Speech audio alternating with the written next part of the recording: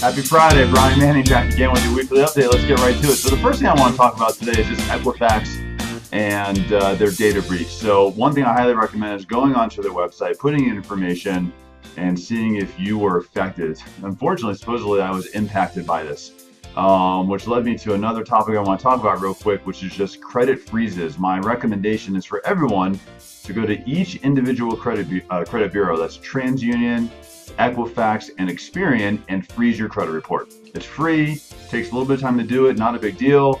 TransUnion and Experian were really easy to get done, probably because of Equifax's data breaches. They're a little slow in this process, but what it means is if you freeze your credit report, then no one can access your credit. When they try and run your credit, it pulls up with just blank information, and it prevents any kind of identity theft from going through or people taking out credit that's unwanted that you didn't approve. So something to think about. What you will have to do if you ever want to use your credit in the future is you can either unlock for a temporary amount of time or permanently unlock it.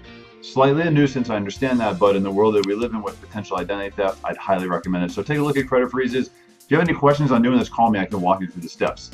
Market update. So Monday, stocks really rallied on Monday. Most of it was from Hurricane Irma. The impact on Irma was less than expected, which ultimately means that insurance companies were going to pay out less than they expected. So stocks were on the rally there. Tuesday this week, we started to get some housing data. So we got CoreLogic and giving us feedback on national delinquencies and really serious delinquencies. So for CoreLogic, that's anyone that's more than 60 days late on their credit report. So right now on a national level, year-over-year basis, last month that was 2%. So 2% of all people with mortgages in the U.S. were more than 60 days late, and that's down to 1.9%. So still great, strong housing market data. Every Wednesday of the week, we get mortgage applications. This looks at how many applications were taken throughout the prior week. And year over year, purchase mortgage applications are still up 7%. So a still strong housing market through all the data we're seeing. Then Thursday, important report where we get CPI. So this is the Consumer Price Index. This measures inflation for us as consumers. We talk about this every month. There's two reports. This is the one that we more highly place weight on because the CPI is inclusive for us as consumers of out-of-pocket healthcare expenses and rents or housing.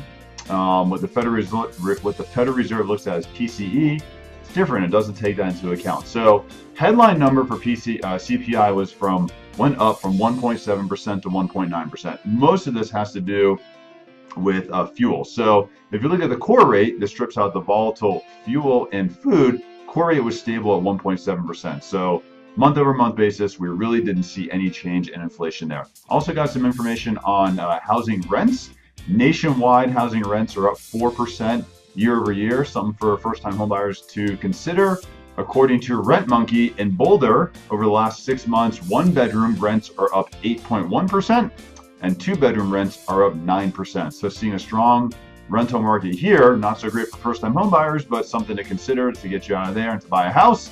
In Denver, what's interesting is also according to Rent Monkey, is that one bedrooms over the last 6 months were up 0.7%, and two bedrooms are up 1.4%. So maybe a little bit softening in the rental market there.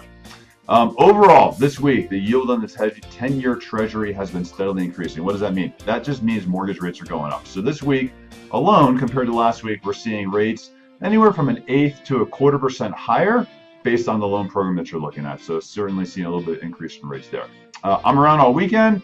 I would love to help you with your business. If you have any clients, have any questions, if you have any questions, please give me a call. Mornings, evenings, weekends, it doesn't matter. I'm available. Love to help you. Have a great day. Happy Friday.